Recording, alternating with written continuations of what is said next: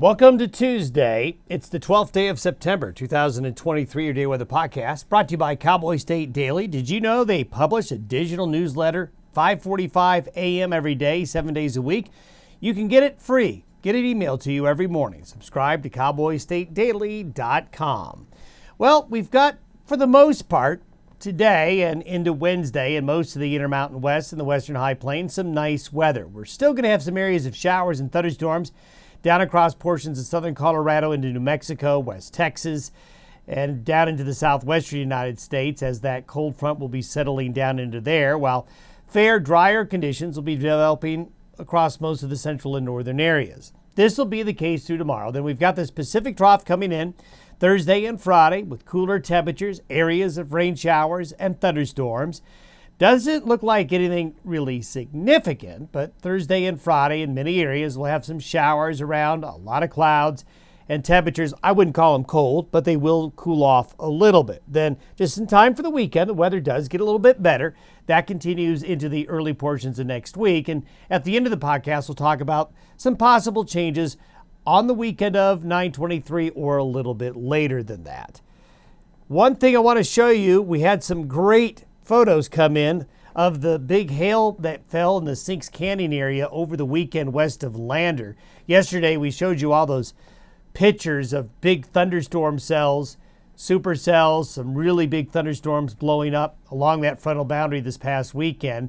A lot of them had hail, and that Sinks Canyon area was one that picked up not only a little bit of hail, but a lot of it, as it did pile up and got pretty deep in some areas. But we don't expect to see that coming our way here over the next couple of days. You can see the orange really defining the frontal boundary that now extends from the Great Lakes back all the way into the Rockies here.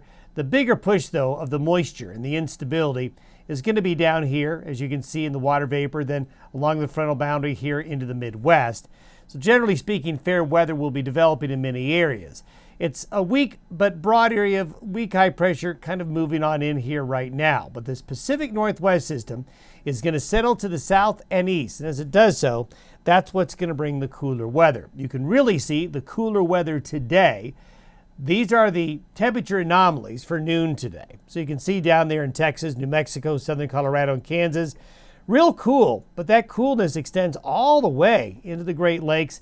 Pretty sharp delineation here with the frontal boundary, bringing a little hint of fall to some areas of the U.S. But you can see the warmer weather here. That's what's going to be moving in later today and into Wednesday and Thursday.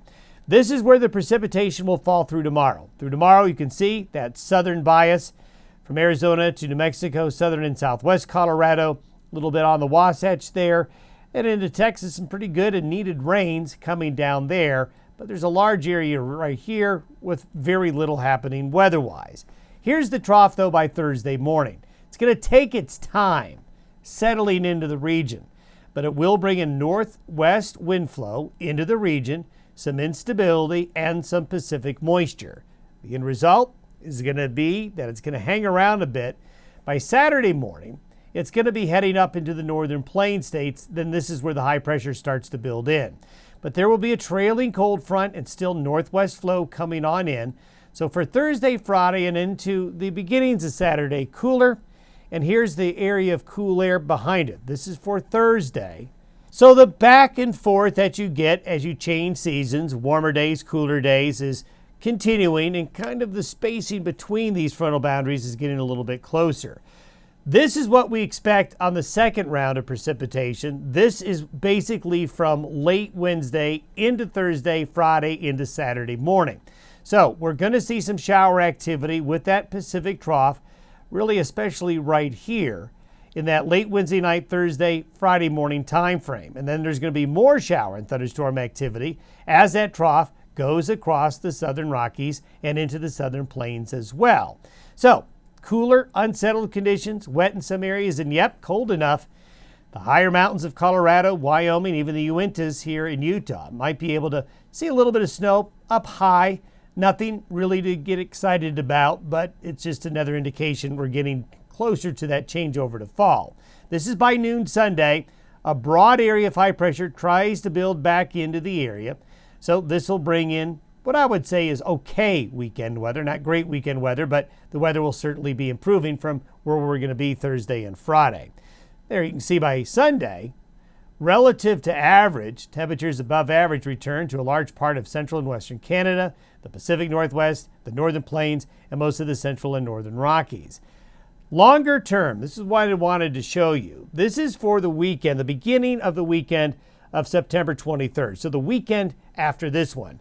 Last week we were showing you some hints, kind of giving you a sampling of what some of the long-range model is saying that could happen around that time frame where we could see releases some colder weather. And we're seeing that signal there still. There's a lot of disagreement in the long-range charts, but confidence is getting a little bit higher that, let's say, around the weekend of the 23rd, or let's say after the weekend of the 23rd, with this high pressure building in the eastern Pacific, that's going to open the door to some colder air getting released. We're just going to have to wait and see what happens. But if it does, you can see that the potential for much cooler weather by then could be moving into the western United States, and we'll keep an eye on it for you.